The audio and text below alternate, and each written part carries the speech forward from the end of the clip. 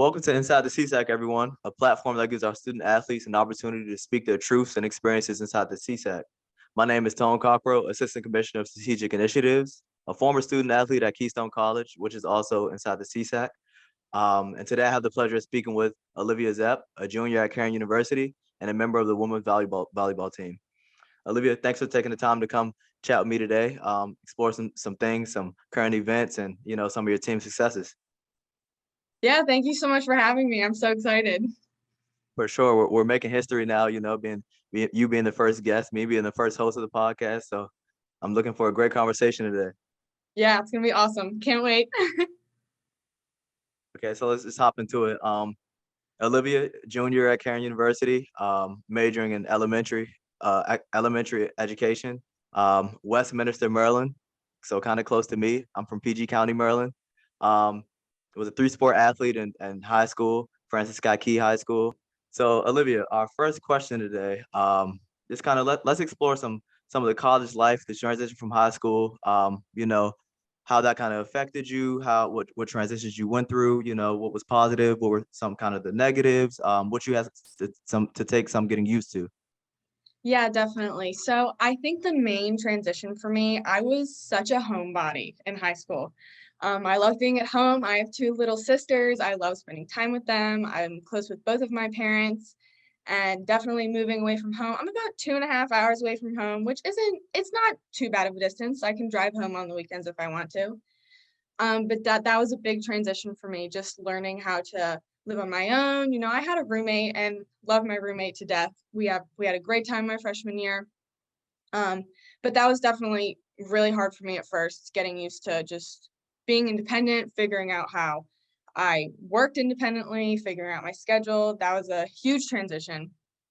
And then just class-wise, definitely, because you're in high school and you have a set routine every day. You wake up, you go to however many classes you take, you're done school, you do practice, you do your homework, it's kind of just a set routine. Whereas college, you have a different routine every day, like you don't have the same class schedule every day. So just getting used to that, figuring out when to do homework, because sometimes you'll have like a hour break in between classes and you have to decide whether or not, you're going to do homework, you're going to hang out with friends. So that was definitely a transition for me as well, just figuring out that time management piece. But yeah, those were definitely 2 struggles of mine in the beginning. All right, so you speak on time management. That's a big factor. Coming into college, especially as a freshman. Learning how, okay, when do I have time for what? Um, Along with that, being a junior now, how do you feel like that growth has been for you as far as coming in as a freshman and your time management skills being iffy to now being a junior, almost finished with college? Just how's that transition been as far as just kind of picking up as the years go on, learning some different techniques, just finding out, what your best tactics are. Yeah, I've definitely gotten the hang of it. Took me a bit, but I definitely figured it out. So what I do personally, each week I'll go on to we call it e-learning. That's the site we use, the platform we use for like homework and all that stuff. So I go on e-learning every Sunday night and I make a list. I have a planner. I make a list of everything I have to get done for that week. And I usually try to categorize it. The most important things I put at the top of the list, like what's due first. I try to do those things first. And then like I said before, like if you have an hour, sometimes you have 2 hours in between your classes, you have to prioritize, figure out if that's a time to rest, because definitely prioritize your rest in college. You will need it. Figuring out if it's time to rest, if it's a time to hang out with friends, if it's time to do homework. And you honestly just have to know yourself personally and know your time management. And if you don't do your homework, if you're actually going to do it later, you have to like mentally process those things, and figure out what works best for you. And personally for me, if I have like an hour in there, I'll usually use it to rest, maybe like hang out with some people. And then I'll do homework later on in the evening when I really have that big chunk of time. Especially if I have a lot of classes in the day. Like the max I have is usually 3 classes. So that's a day that I typically rest if I have breaks in my schedule. But the days I have a lighter class schedule is when I'll really try to crank in and get some homework done.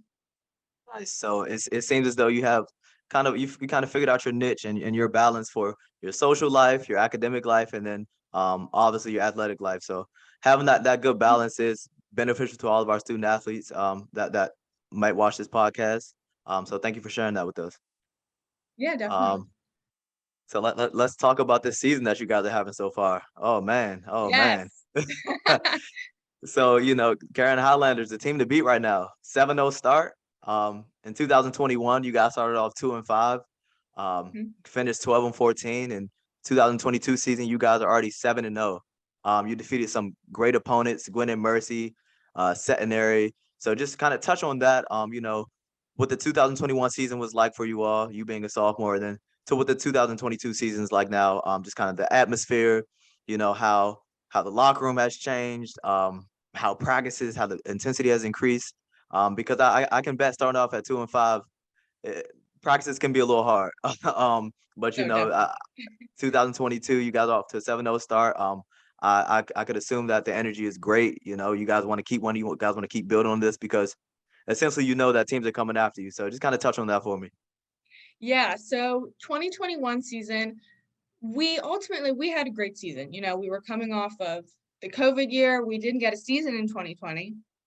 Um, and we had a huge roster last season. I think we had 16 girls, which is a lot for a volleyball team, and we really had to learn how we all best work together. There's 6 of us on the court at the time. We had to figure out how to implement everything. And last year we actually had 8 returners and 8 new members of the team.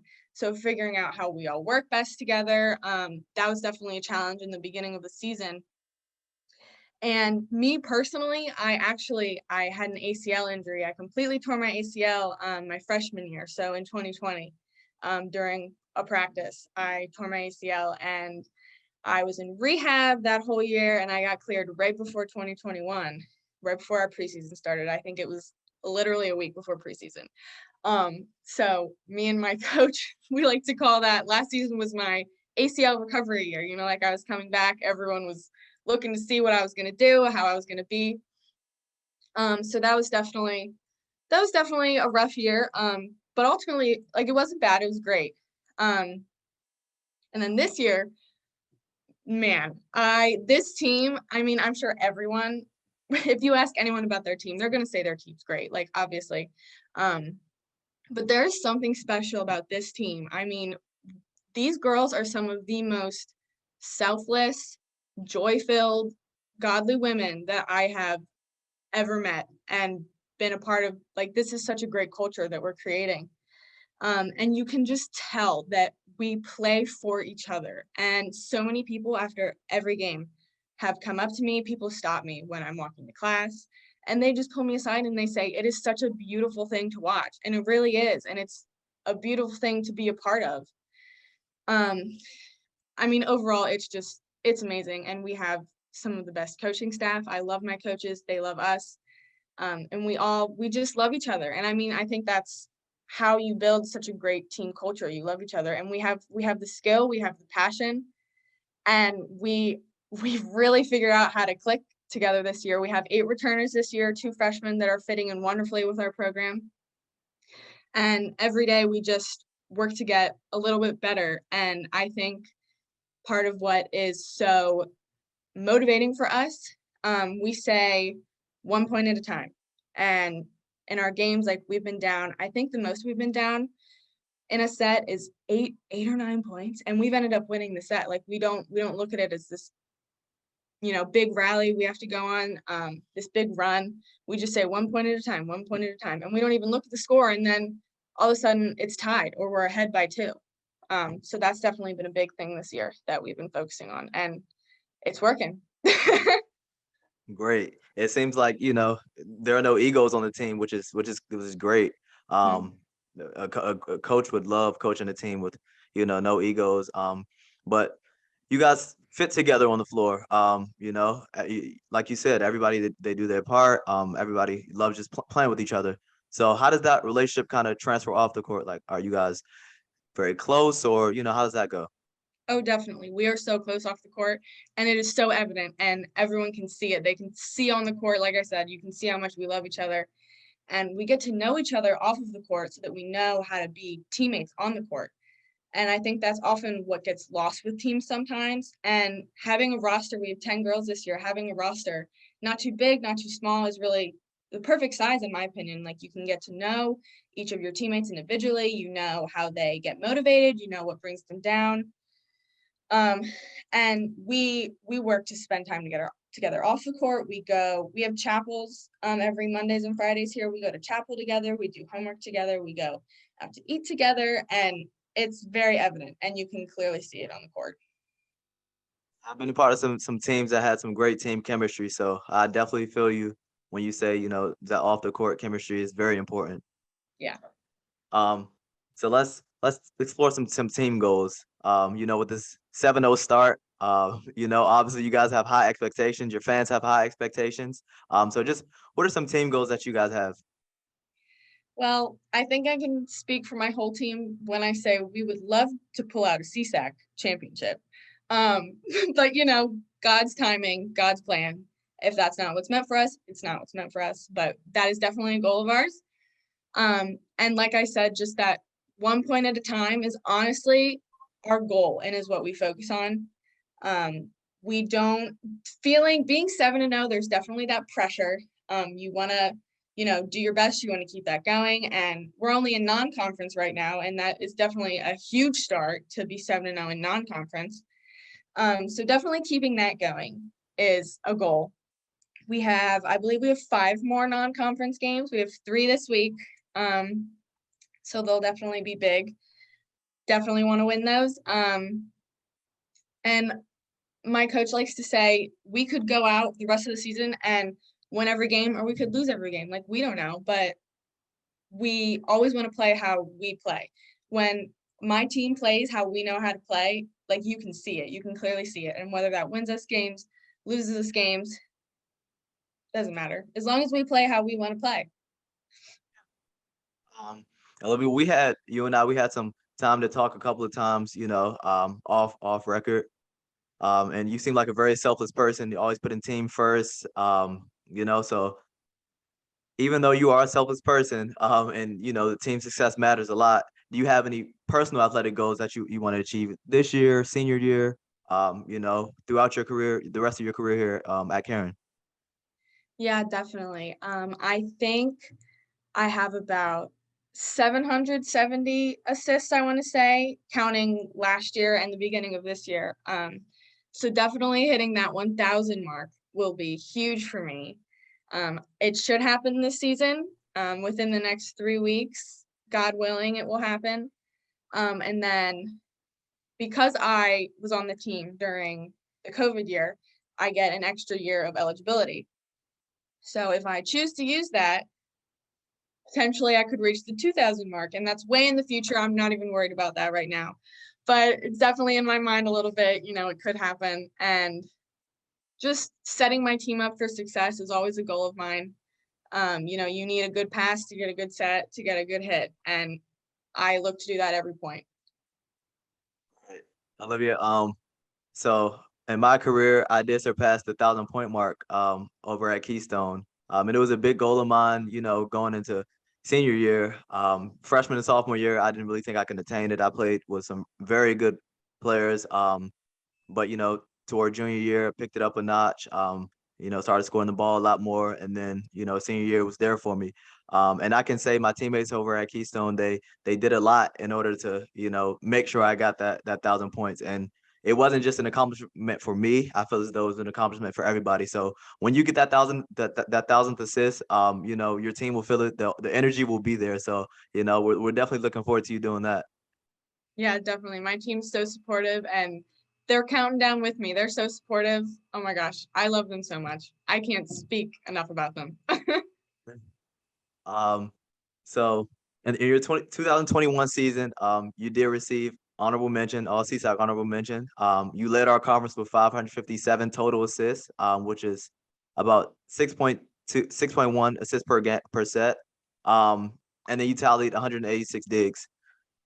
This season so far, you had a career high of 39 assists against Bryn Mawr. You recorded your first triple double against Gwinnett Mercy, and then in the 4-0 week you had 119 assists. Um, so you're getting off to a great start right now in your season. Could you just kind of explore like the difference that from last season to this season, and kind of what you've been doing different, how you've been preparing, how you've been looking at every game?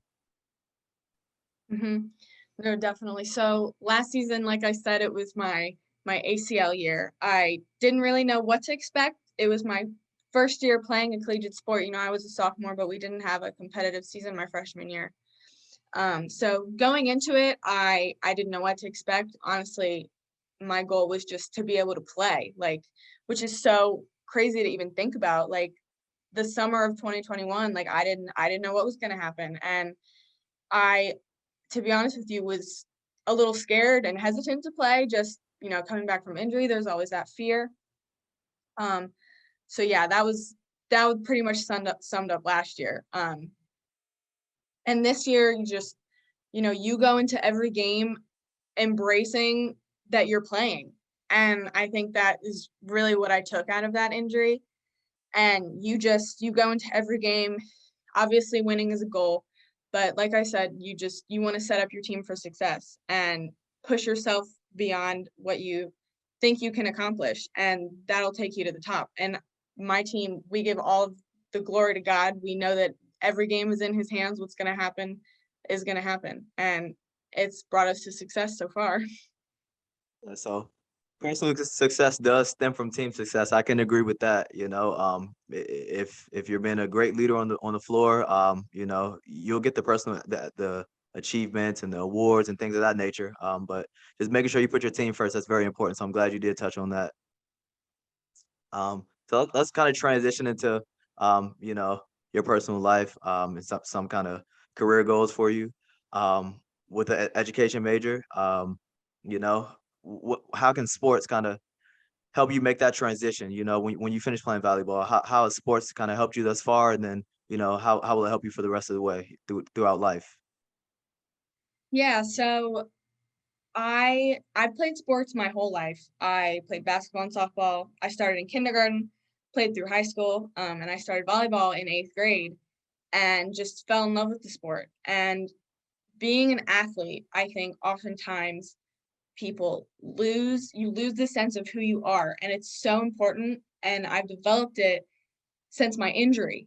Um, you need to find who you are off of the court so that you can apply that to being on the court. Like if your identity is solely in who you are as an athlete, then when you're done being an athlete, like you're not gonna know who you are as a person. And I definitely discovered that, when I was injured, like I couldn't play volleyball anymore. I struggled with knowing who I was as a person, and definitely at the time, I didn't know this, but the injury was a blessing ultimately because it helped me discover who I am as a person. It helped me see everything that I could do. Um, and that will ultimately carry me through life, like especially being a teacher.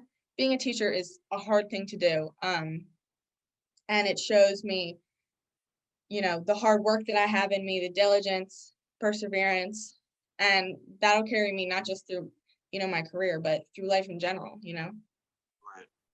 And I can attest to the first thing you said. Throughout my junior year, in the beginning toward the middle, broke my ankle. It's not junior year, but my last graduate year, broke my ankle. And I just kind of had to take a step back because before that, it was just, okay, after I finished playing in college, like what can I do to get to that next level? Me and my teammates used to talk about that all the time. My teammates were high on me, trying to get to that next level. And they believed in me. I believed in myself. But like you said, it was kind of a blessing in disguise, breaking my ankle, just kind of sitting back, having some conversations with my coach, figuring out what the next things were going to be for me in life. He and I, we kind of had similar journeys. He messed up his Achilles really bad, so he kind of had to take a step back. Like, okay, maybe professional basketball might not be the route for me, but what else can I do with it? How can sports, Right. influence the rest of my life? And so that's what he kind of helped me do, and it aligned me for the position that I'm in right now. I made some good connections with people. You know, worked in the admissions office for a little bit, made those connections, and then connected with Marie Stroman and James Wagner, and now I'm assistant commissioner of strategic initiatives with the CSAC, and hopefully just making those connections, for the rest of my life to help me keep growing and become what I want to be in life. So, like you said, an injury can be a blessing in disguise, and it's all about how you look at life. And it did take me some reality. I had to realize, like, okay, do I want to keep putting my body through this, or do I want to kind of get on with my life and my career? So thank Right. you for sharing that with us. Yeah, absolutely. Yeah. Um, as you know, Olivia, D3 is a wonderful place. It's a unique place. Student athletes that play in D3, they come D3 for the love of the game. But they also love the academics. They want to succeed in life. And I feel as though Division 3 athletics, it kind of gets overlooked a lot, just because it's a kind of a stigma around it. So just kind of explore a little bit, like, what are the benefits of being a Division 3 athlete, specifically in the CSAC. And how is a balance of a healthy academic career and a healthy athletic career like help you in the long run? Yeah. Um, Division 3 in general, it's the perfect balance of, sport and academics, like you said. And to play Division 3, you really have to have the passion, because there's no other motivation to play Division 3. And honestly, I think it's a great environment. I personally, I was offered a few D2 opportunities, and I couldn't even tell you what they were at this point, because I didn't want to play D2. Like, I knew I wanted to be Division 3, and it's been great so far. And the CSAC is such a supportive conference.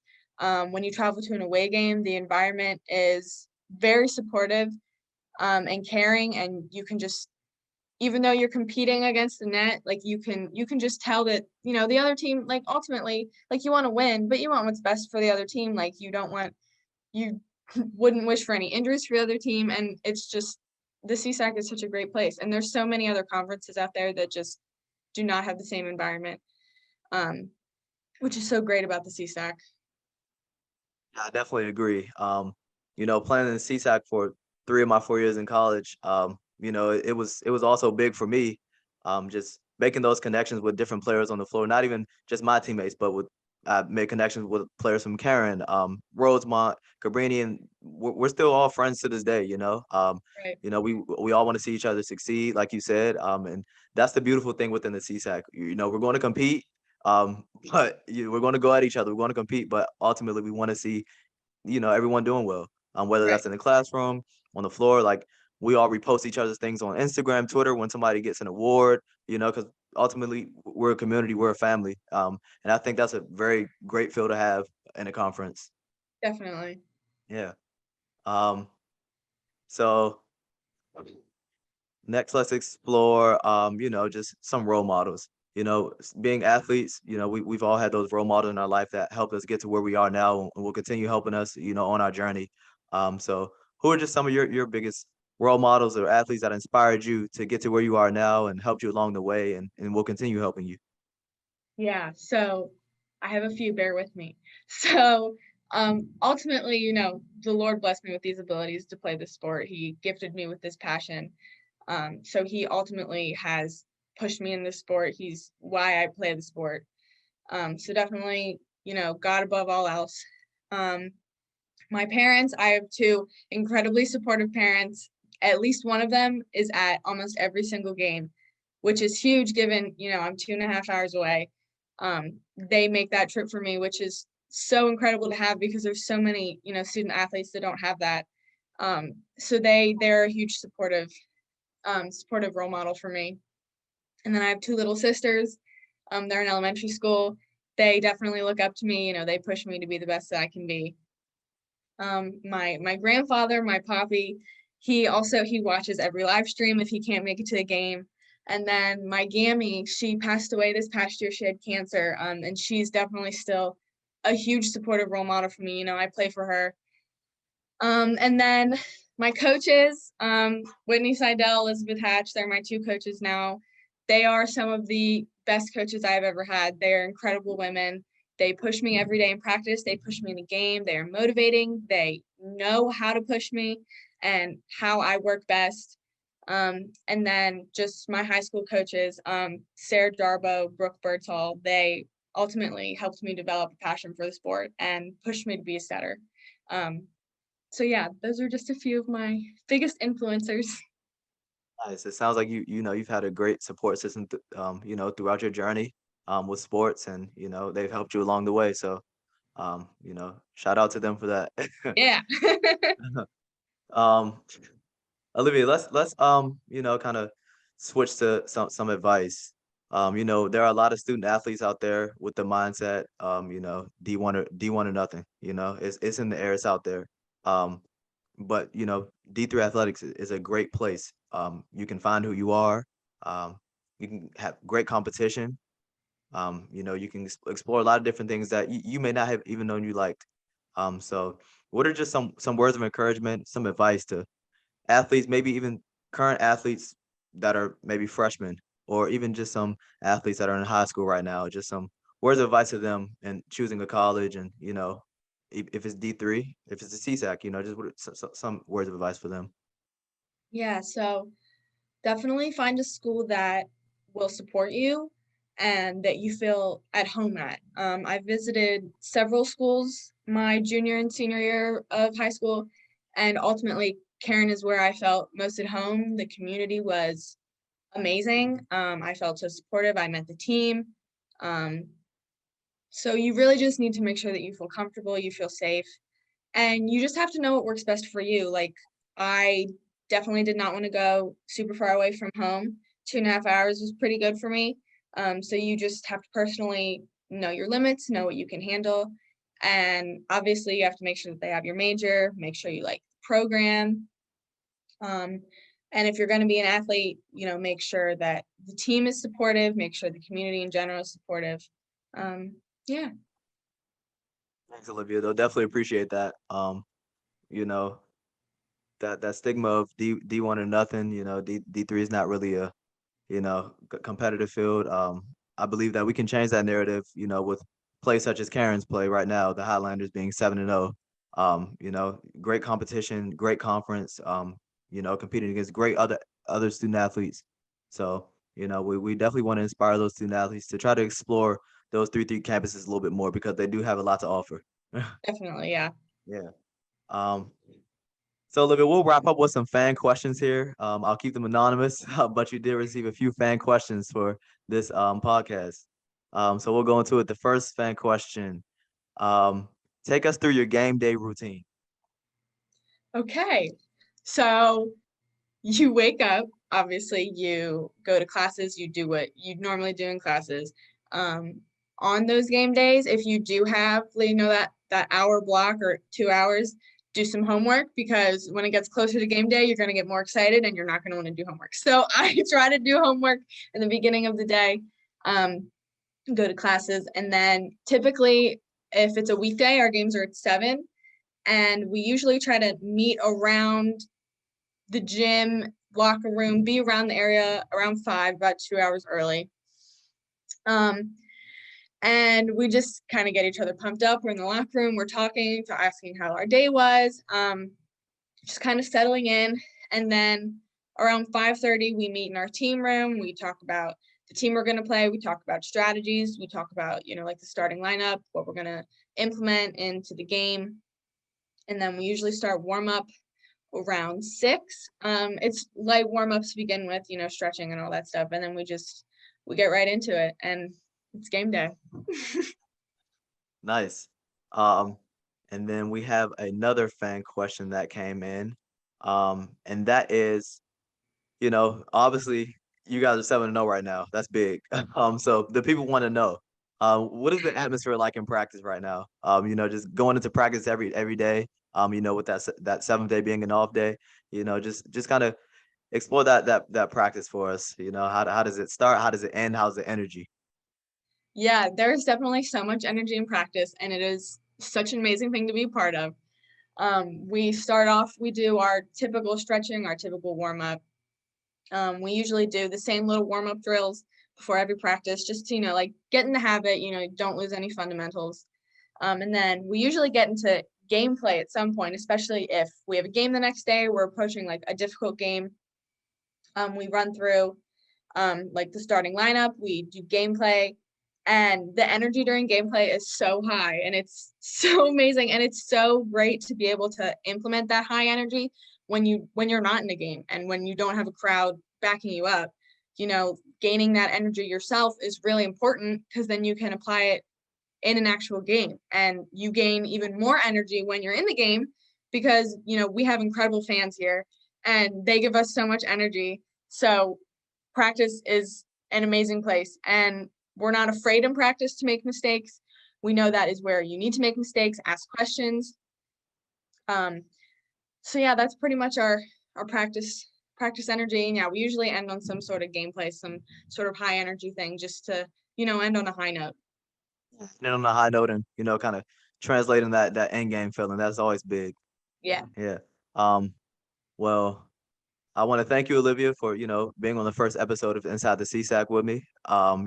We had a great conversation. We explored a lot of things. Hopefully, the ones looking at this podcast and listening to this podcast and get some great takeaways from it. From a junior student athlete who's kind of been through the fire so far. So I appreciate you for being on me today, and we're looking forward to seeing what you can do for the rest of the season. We're looking forward to seeing you break that 1,000 career assist. Um, and then to our audience tuning in. Be on the lookout for the next episode of Inside the CSAC. Thanks, Olivia. Thank you so much. Yeah.